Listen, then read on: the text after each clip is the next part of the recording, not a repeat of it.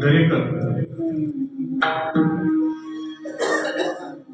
उर्फ पिसाळ, आम्हाला पिसाळ म्हणलं की कळतं,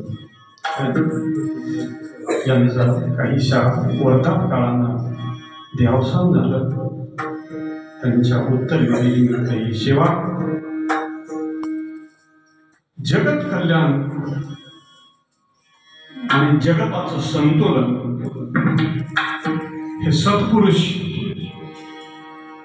आणि सती माता यांच्या पुण्येवर साधत असतात. महाभारतामध्ये खूप मोठा प्रसंग आहे की यक्ष आणि धर्मराजाचा संवाद होता. अरण्यामध्ये पांडव असताना एक दिवस चालले होते. कडक ऊन पडलेला आहे, उन्हाळ्याचे दिवस आहेत, घसा कोरडा पडलेला आहे, चालून प्राण व्याकुळ होतं की काय अशी अवस्था झालेली आहे. आणि धर्मराजांनी सांगितलं की अरे बा, पाणी दिसतंय का कुठं बघा.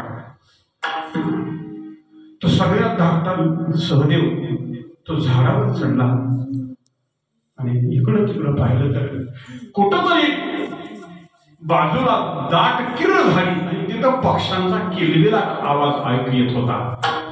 त्यांनी असा अनुमान केला की इथं बहुतेक पाणी असावं, इथं काहीतरी जलाशय वगैरे आहे, तलाव वगैरे आहे म्हणून सांगितलं.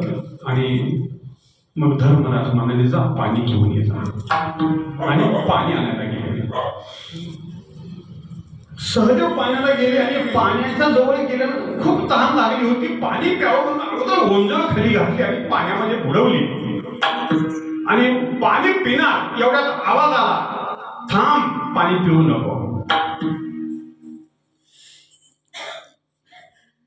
खूप तहान लागली होती. यानं विचार केला की आधी पाणी प्यावं आणि मग बोलावं.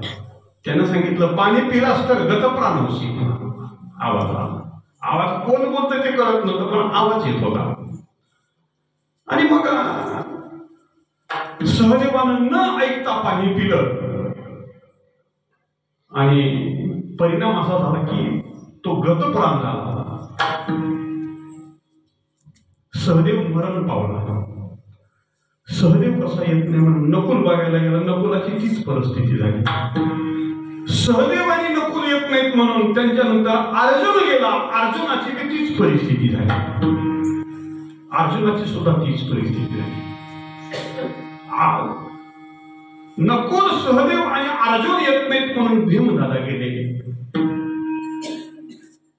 तर भीमदादांची सुद्धा तीच परिस्थिती झाली. आणि माझे 4 भाऊ पाणी आणायला गेले आणि परत आले नाहीत म्हणून धर्मराज गेले. तर धर्मराज गेल्यानंतर धर्मराजाला सुद्धा तहान लागली होती. पाणी पिण्यासाठी ओंजळ खाली घालून ओंजळीत पाणी घेतल्यावर त्या यक्षानं सांगितलं, धर्मा थांब, पाणी पिऊ नको. पाणी पिलास तर तुझे 4 भाऊ मरण पावले, तसं तू सुद्धा मरण पावशील. पण जर